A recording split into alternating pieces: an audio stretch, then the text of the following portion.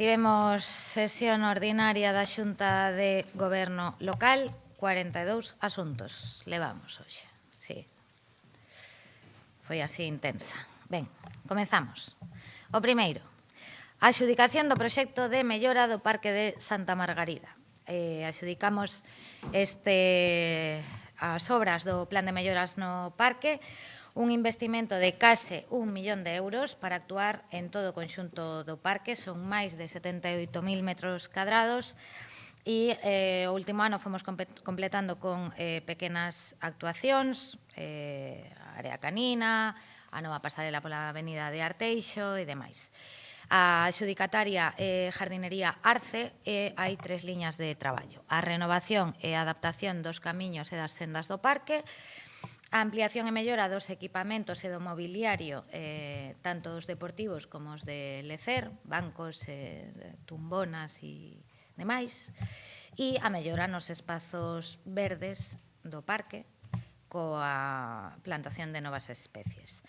Unha das principais necesidades era a de renovar ou atender aos camiños e aos espazos de paseo, ben polo paso do tempo e tamén polo impacto que teñen as raíces das árbores. Entón, vais a actuar en puntos como as escaleiras que van dende a Casa das Ciencias a Rosaleda, tamén no cruce de camiños que comeza no Paseo das Ciencias, vai cambiar ese asfalto por adoquín, e se creará un novo circuito de sendeiros con espazos que agora mesmo están infrautilizados e que conectarán. Nos equipamentos, na parte norte haberá unhas pistas para correr que chegarán á nova área de calistenia que vai estar sobre o espazo deportivo que xa existe. E haberá máis sendeiros no sector sur-sureste con máis mobiliario urbano de lecer. Vaise renovar todo este mobiliario para darlle certa uniformidade en termos estéticos, sobre todo, pois eses espazos que están máis deteriorados na zona dos merenderos. E a maiores se vai ampliar a área de xogos infantil que está no acceso desde a avenida de Arteixo, sumando máis equipamentos e ampliando o rango de idades para o seu uso. E as 60 especies de árbores que hai no parque, pois se sumarán novos exemplares de arbustos e flores. Aproveitamos para renovar a rede de alumeado, para sustituir a sinaléctrica, que tamén teña coherencia e uniformidade estética, e reforzar así a orientación e a guía dos visitantes do parque.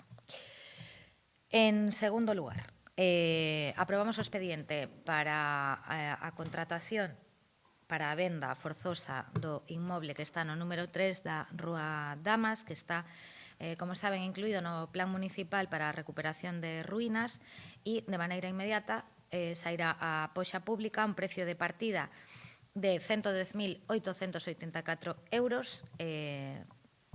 Hai un plazo de 2 meses e o único criterio é a poxa máis elevada.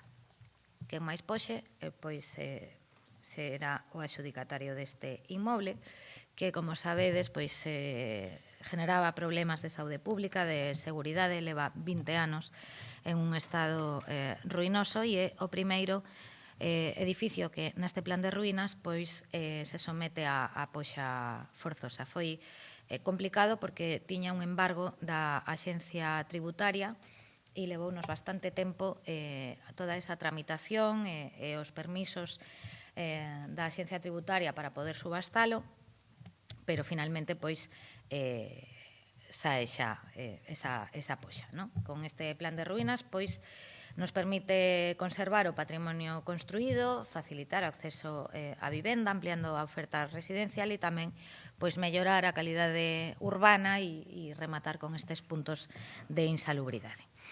Tamén se adxudicaron as obras da urbanización da Praza José María Hernán Sáez no Castrillón, 1 millón de euros de inversión, e damos resposta á demanda do barrio, onde un espazo degradado sen acondicionar, pois será un novo espazo de convivencia, unha plaza con sendas, con zonas accesibles, con áreas verdes e con mellora da seguridade viaria. Un proxecto que presentamos aos veciños desa plaza, que acordamos con eles e que por fin será unha realidade. Creo que o plazo era 8 meses de execución. E continuamos coa aplicación dese plan de concesións que se presentaba polo Concelleiro de Facenda hai uns meses e iniciamos o procedemento para declarar a caducidade da concesión dos aparcadoiros de María Pita, da Plaza de Galicia, de San Cristóbal e da Plaza Mestre Mateo, que estaban adxudicados a aparcamentos reo por un período de 49 anos, no ano 86, pero hai máis dunha década que esta empresa non ten actividade. Polo tanto, se caduca a concesión, se melloran estes espazos, que son máis de 600 plazas de aparcamento, e pois damos maior seguridade xurídica. Poñemos orde nas concesións municipais e facemos o que os concesionarios pois non fan, que é facer cumplir a normativa. No primeiro semestre do ano que ven serán licitados estes aparcamentos polo período que queda ata o fin da concesión deses 49 anos que se iniciaban no ano 86. Xa falamos cos que teñen ali a súa plaza de aparcadoiro en réxime de concesión, non se van ver afectados, únicamente os que serán as plazas de rotación. Aprobamos o estudo de detalle para a futura biblioteca de Palavea, unha biblioteca e un aula de informática que é na parcela onde se atopa o mercado que non ten actividade e unha vez feito o cambio de uso, agora facemos o estudo de detalle para executar esas obras. Son máis de 750.000 euros nun novo equipamento. Están encargados xa o proxecto de demolición do mercado e da construcción da biblioteca. A intención é licitar no ano 26 e que este rematado antes de que finalice o 27. Tamén concedemos licencia para construir a primeira ITV en Vío, a primeira da cidade. A empresa terá 20 meses para executar as obras e poñela en funcionamento e serán en torno a 2 millóns de euros de investimento privado, o que vai permitir que os coruñeses podamos pasar a ITV no termo municipal.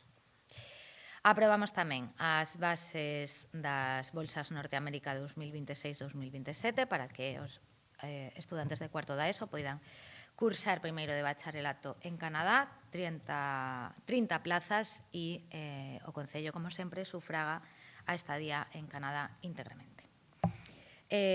Talón Restaurante 2026, nova edición deste programa municipal, con 600.000 euros de orzamento, onde o Concello sufraga parcialmente o custo do menú que os establecementos hosteleiros pois ofertan. Hai moita xente que utiliza este Talón Restaurante como medida tamén de carácter social, sobre todo para as persoas maiores que viven solos.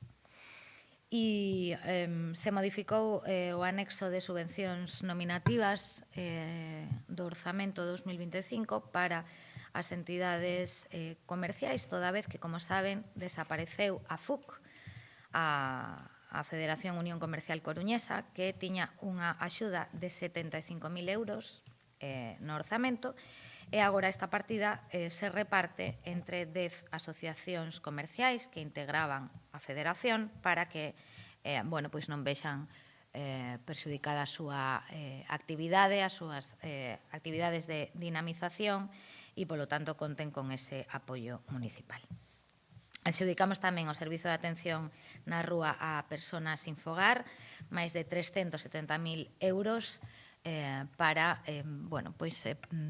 ofrecer un escudo asistencial ás persoas sen fogar que están en rúa e que inclúe intervencións que faciliten a súa integración.